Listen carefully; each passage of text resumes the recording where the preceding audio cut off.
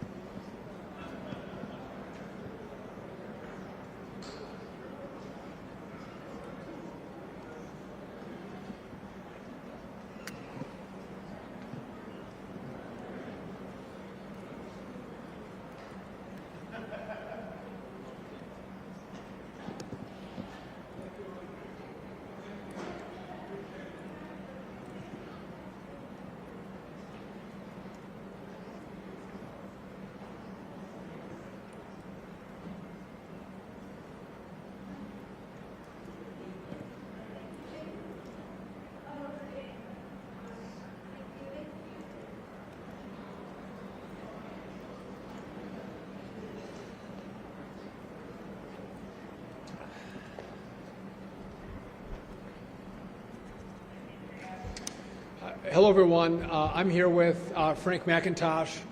He runs our air traffic control department at the FAA, better known as ATO. I just want to give you all an update on where we've been and where we are today and where I think we're going. So over the last 3 days, as many of you have reported, we have had significant staffing shortages with our air traffic controllers. Saturday, Sunday, Monday, very rough travel days, significant cancellations and significant delays. However, today has been a much better day. A lot more air traffic controllers are coming in. So just for comparison, on Saturday we had 81 staffing triggers. Today we have 4. So I think our air traffic controllers are seeing an end to the shutdown and feel more hopeful, and they're coming into their facilities. So we're grateful to them for all that they're doing. I was just up in the tower here at O'Hare, and I'm proud of the men and women who have given to the country and have showed up for work, making sure our travelers are moving safely through the airspace. I'd also note that there are short air traffic controllers at this facility, and we need more of them to come into the profession. Young men and women, some of the brightest in the country, have to come into this profession, and this shutdown is going to make that more challenging, more difficult for us to accomplish that goal. We used to have 4 air traffic controllers retire every day. We now have 15 to 20 air traffic controllers retiring a day. So that's a problem. Long after you all finish covering the shutdown, we are going to be stuck dealing with this problem where we're about 2,000 controllers short, trying to make up that difference. We're going to do it. We're going to work on it, but that has been a problem of the shutdown. I mentioned I want our air traffic controllers to come back to work. So to be clear, anywhere from 24 to 48 hours after the government opens, they are going to get a photo ID and 70% of their pay. So 70% of their pay comes within 24 to 48 hours. So I encourage all of them to come to work, to be patriots and help navigate the airspace effectively for the American people. The remaining 30%, I think, will come in about a week after the government opens. I want to say thank you to Senate Democrats, the 8 of them that voted to open up the government. That's critically important. This is now going to go to the House. I encourage every single Republican and Democrat to vote to open the government. And I don't want to be Chicken Little for you all. I'm going to give you what I see. So if the government doesn't open, if the House doesn't do its job, I've had questions about what happens for Thanksgiving. There's a lot of Thanksgiving travel. What's going to happen during that time frame? I'm going to tell you we are not going to get to Thanksgiving. You're going to see this Friday, Saturday, and Sunday. Big disruption thus far, massively more disruption as we come into the weekend if the government doesn't open. It is going to radically slow down. So the House has to do its work. And by the way, I'm very hopeful. It seems like they're in a good mood to come in and vote to open the government. And again, I hope they do that. We're going to take your questions in a moment, but I do want to let you hear from our acting ATO, head of our air traffic controllers, to talk about what he's seen. Then we'll come back and we'll take some of your questions. So, Frank? Good afternoon, and thank you, Mr. Secretary.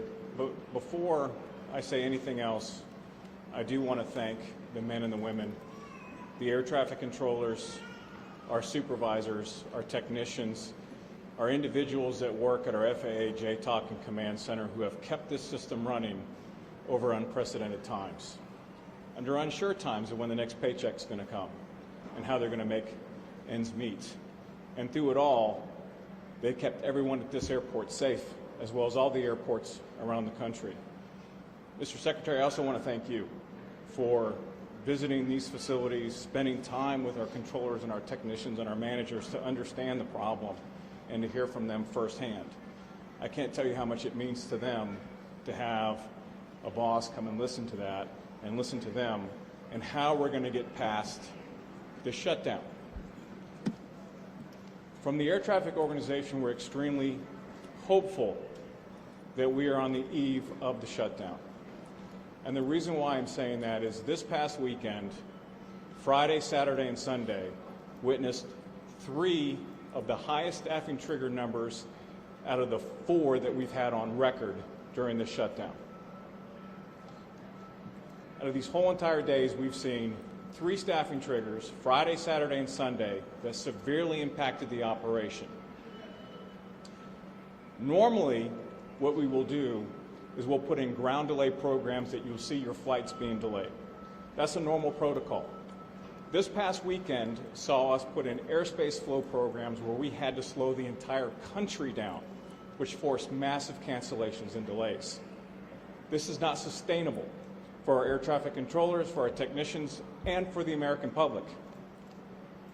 For our controllers who are working and worried about what's going to happen to them, rest assured, when the shutdown's over, they will be made whole, and they'll be made whole within a week. What's really important for us is getting back to business. And what I mean by that is Thanksgiving is coming up. This is the time where everybody comes and connects with their loved ones. This is the time where air traffic controllers and technicians say, it's go time. It's go time for us. We want the shutdown to be over. We want our controllers back on the boards doing what they do best, which is separating traffic and keeping everyone safe. We look forward to getting back to business once this shutdown is over and ensuring that we once again hold true to what we promised to everyone in this room and across the country. We got you, we'll keep you safe, and rest assured we'll get through this together. Mr. Secretary? Thank you. I want to thank Frank as well. He's done a masterful job at the FAA navigating this crisis for us. A couple points, and I'll take your questions. As we come into Thanksgiving, this is Super Bowl of air traffic controlling, right? It's massive movement of Americans, and again, this shutdown is going to get us to a place where we can get controllers back in our facilities controlling the airspace. I want to bring up one issue that I'll take your questions. You saw on Friday, on Saturday, we reduced our flights by 4%. So 4% of commercial aviation had to be canceled. Now, some have claimed that this was based on politics. This was based on pressure. And I would just tell you that this information to do this reduction in flights by 4% on Saturday, it came from the safety office. The safety office made the recommendation, they elevated it, and we implemented it. And I'd also note on Saturday, Sunday, and Monday, the cancellations in the airspace were higher than 4%. Right? So some might argue we didn't cancel enough flights. Today, we increased it by another 2%. So we're at 6% of cancellations of flights in the airspace. Some have asked, when are you going to start rolling those back? The answer to that is this has all been data-based. We've seen incursions on runways. We've seen loss of separation in the airspace. And we've seen heightened complaints by pilots of the communication they're having with air traffic controllers. When this information goes in the wrong direction, we have to make decisions to keep people safe. You all saw it with the DCA air crash. The last administration didn't see the 85 near misses that happened in that airspace. They didn't take action. They didn't look at the data. So we are going to look at the data and make the best decisions possible to keep the traveling public safe. That's what we've done. When that data changes, we're going to start taking down from 6, maybe we'll go to 4, 2, and get back to normal air travel. But I want to just clarify what we've done and why we've done it with the reduction of flights. And by the way, I think that by having a system-wide reduction where people and airlines can think through the cancellations, that's far safer than seeing hotspots around the country and random cancellations and delays. It leaves airplanes stuck at certain airports. It leaves crews stuck in other locations. It's way harder to manage. So we think this was the best approach to reduce the risk in the system and improve safety. So with that, happy to take your questions. Yes. Secretary Duffy, thanks so much for coming to Chicago. I'm Alex Capriello with News Nation. You talked about loss of separation, essentially aircrafts in the sky getting too close for comfort. Can you expand a little bit about what the data shows, how close maybe some of these aircrafts are getting to each other, and then if this were to, God forbid, end in disaster, what you could say the DOT and the FAA is doing to prevent an aircraft fatality or something that really would be catastrophic? Yeah, so we didn't have near misses, but we did see the incursions of those separation requirements. Right? When you have that, that's a sign of more risk in the system, which was one of the factors we looked at when we made this decision. Listen, you can walk outside. I can't guarantee your safety. You get in your car. I can't guarantee safety, but I have to look at the risk in this system, and then we have to make decisions based on that risk and based on that pressure. And that's what we've done here. And again, it's been a lot of conversations, a lot of analysis, and making the best decisions we can possible with the information we have, the controllers we have. But to be clear, we are concerned about people having flights delayed and having their flights canceled. That's a problem. But that is a secondary problem to safety. Safety is the number one issue. I want you to get safely to where you're flying. That is issue number one. And a quick follow-up, sir. Can you give us a timeline of what it might look like when the government does reopen to get things back to normal for the flying public and for the airports all across the country? That's a great question. So we're going to wait to see the data on our end before we take out the restrictions in travel. That 6% we have in place right now. But it depends on controllers coming back to work. Today's a good sign. We had 4 staffing triggers today. On Saturday, there were 81. I think Sunday was 53. So real issues in the last 3 days, but today looks better. And the House does their work tomorrow. I think we're well on our way to getting to more normal air travel, less delays and less cancellations. Yes? Hi, Miranda Davis, Bloomberg News. Earlier you mentioned that if the House does not vote or if the government does not reopen, there would be massive disruptions this weekend. Can you quantify that in terms of like a percentage of flights canceled? So I can't quantify, but in my conversations with the airlines and with the FAA and what we're seeing with air traffic controllers, we feel there are going to be significant issues in the airspace. To quantify it, I don't have a crystal ball for you, but I can tell you what we're seeing with all of our equities, there will be real disruption. Oh, I think it's going to be more than 10%. And I think we might find airlines that have to make decisions. Do they keep flying? If this doesn't open, you might have airlines that say, we're going to ground our planes. We're not going to fly anymore. That's how serious this is. Yes? Hi, Secretary Duffy. Casey Cronus with Fox 32. Can you respond to President Trump recommending a $10,000 bonus for air traffic controllers that have come to work during the shutdown? And then second, how do you plan to fill that gap of 2,000 air traffic controllers that you will need to when this is all done? Yeah, listen, President Trump, brilliant. Listen, the air traffic controllers who didn't miss a day, they came for every scheduled shift that they had. They should get a bonus. Now, I don't know how many there are going to be. We have to do that analysis. But I'm aligned with the president. We are going to pay them a bonus, and it'll be $10,000, depending on how many we have. They should come to the White House, and he should present them with their checks. They're patriots. We are grateful to them for the work that they've done. How do I make up the 2,000? So I was doing two things. I'm supercharging our air traffic control school, our academy, getting more young people to come in. From the time they apply to the time they get into the academy, I've truncated that. I'm paying them a bonus to come to the academy. We've kept paying the students at the academy a stipend to make sure the academy is still operational. We've done all those things. But we've seen that young people have been less willing to be air traffic controllers when they see they may not be paid. That's a problem.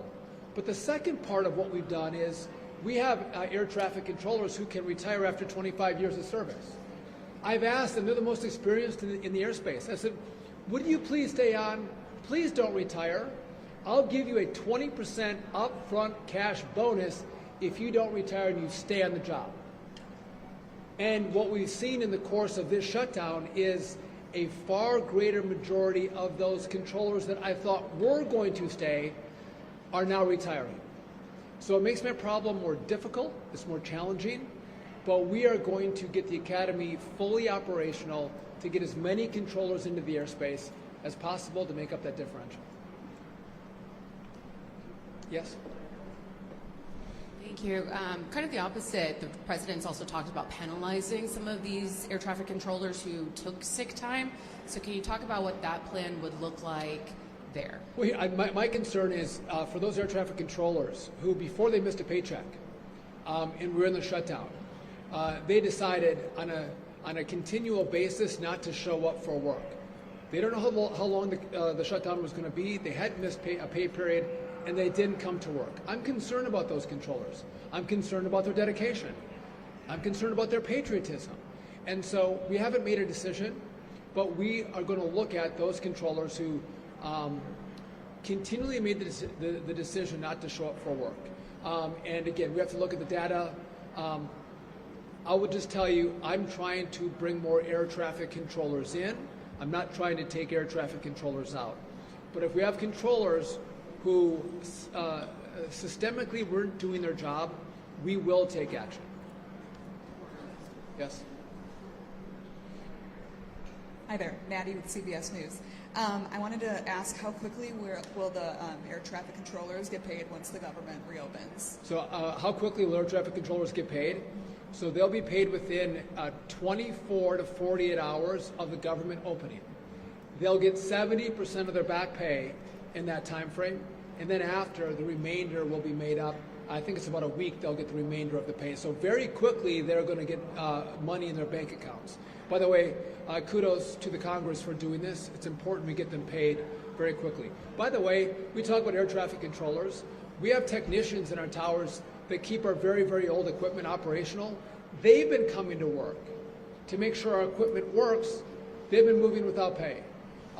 We have a wide swath of people who are focused on safety. It might be trains, it might be certifying aircraft that have all come to work without pay. We talk about the air traffic controllers today because it impacts people's lives, but a lot of people have gone through long work weeks, haven't got paid. I'm grateful they're going to hopefully get paid if the House does their work. Yes? Hello, Hello, Secretary Duffy. Brona with WGN here in Chicago. You talked a lot about the cancellations and the delays, and I believe there are restrictions in place for the private jets as well. Did you fly here today on a private plane? If you could re-ask your question, I couldn't Sure. hear you over the You loudspeaker. talked a lot about delays and the cancellations of the commercial flights, and I believe there are restrictions in place for private planes as well. Did you fly here today on a private plane? Did I fly here on a private? I wish. By the way, had I flown on a private plane, I would not have landed here at O'Hare because we have restrictions at LAX, Seattle, Denver, O'Hare, Boston, Newark, JFK, Atlanta, Dallas. You can't fly a private aircraft into those airports, the top 12.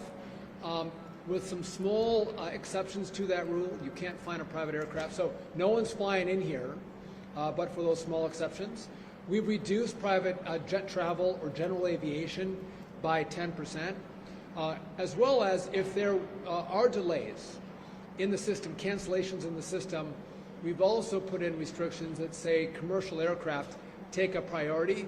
The private jet travel would have to go to a different airport. So we are prioritizing the commercial traveler, the people who are coming through this airport. Now, I flew in on American Airlines from Wausau, Wisconsin today. I flew on Delta last night from DC. So no, I'm a commercial flyer. Thank you. Just as a quick follow-up to that, I believe there are, I think I saw a figure of 1,700 plus private jets taking off yesterday alone around the country. What do you say to the people here who've been stranded for days in Chicago alone, who maybe don't have the means to fork over hundreds or thousands of dollars to do so? So, listen, I'm not at war with private jets.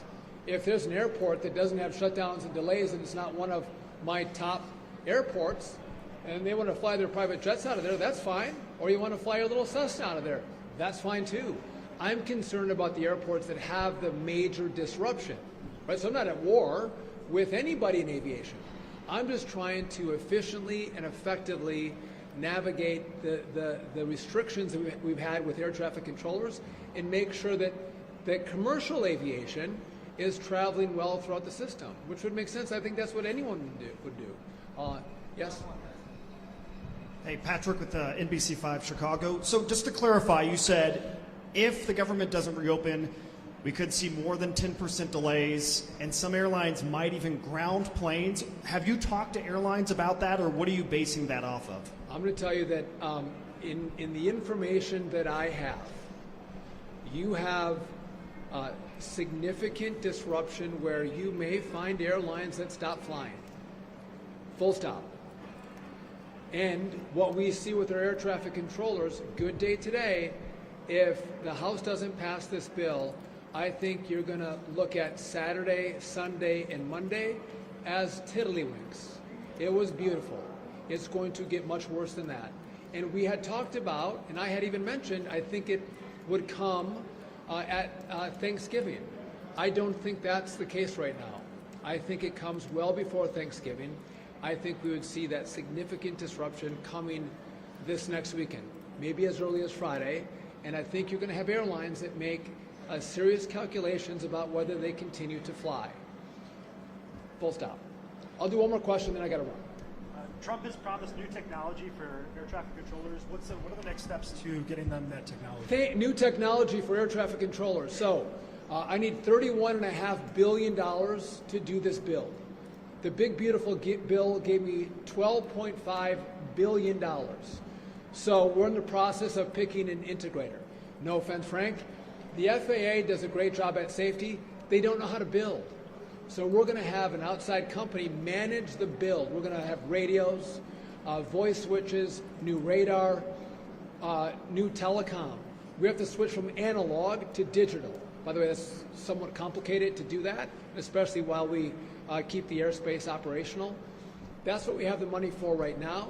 I'm hopeful that the Congress is going to give me the rest of the money. This is bipartisan, by the way. Republicans and Democrats agree we need the money. When I get the rest of those dollars, we are going to work on what's called a common automation platform, basically the software that's going to run our airspace. It has to be brand new. It has to be developed, debugged, and then deployed. So that's going to take us longer than I think the 3-year period that we're on right now. And then the air traffic controllers, they need brand new equipment. You've seen the paper strips they use for flights. We're trying to move this to digital flight strips. Again, it's great 1985, 1993 equipment. It's a blast from the past, but we should live today and technology from today. And I would just tell you, what we're doing isn't easy. And because it isn't easy, no one else has done it. Everyone else has passed it off. And Frank and I and Brian Bedford, but most importantly, President Trump has said, actually deliver for the American people. Fix this system. And so that's exactly what we're going to do. And by the way, I've talked about what this shutdown does for air traffic controllers. That's real. But it hasn't done that for this mission to modernize the airspace. We were given the money in the big, beautiful bill, so we had it in our coffers at the FAA. So that process has continued to move forward, which I'm grateful for. So that has not been delayed, though the air traffic controller issue is going to be a problem that we're going to deal with into the future. By the way, Chicago's been, at least today, running well. Love the air traffic controllers. I hope they get my flight out on time today. I put a good word in for myself. Kidding. But again, I fly out of here quite a bit as well. I want to thank you for coming out and covering the story. Our mission, again, keep people safe. Keep people safe and do whatever we have to, no matter what the political noise is, to make sure that objective is accomplished. With that, thank you very much.